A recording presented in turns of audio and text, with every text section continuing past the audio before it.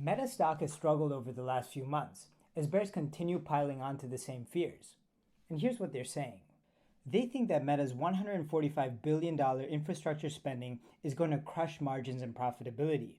And the proof for this is that last quarter's massive earnings beat was only because of a one-time tax benefit. In addition to that, daily active users slightly declined last quarter, which they view as a sign that Meta's products are losing relevance. And finally, the bears think that the mountain of lawsuits Meta is facing will damage both profitability and the company's long-term reputation. But here's what the bears are forgetting. Meta has a long history of generating some of the highest returns on capital in all of tech. We saw similar fears during the 2022 crash, but they proved to be completely wrong.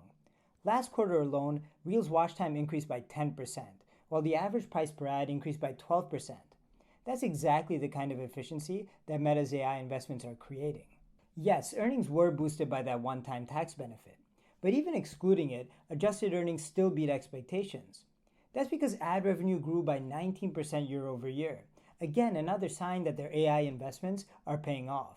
And yes, daily active users did decline slightly, but that's not alarming given that Meta already has 3.5 billion daily active users. Roughly 77% of all internet users globally are already on their platforms.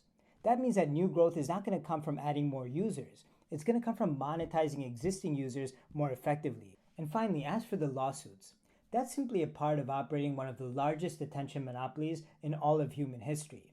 When a company becomes this dominant and executes this successfully, regulatory pressure becomes a part of the package.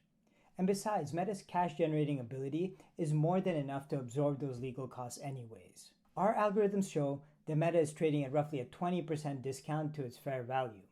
That's a pretty compelling price for a business that's this exceptional.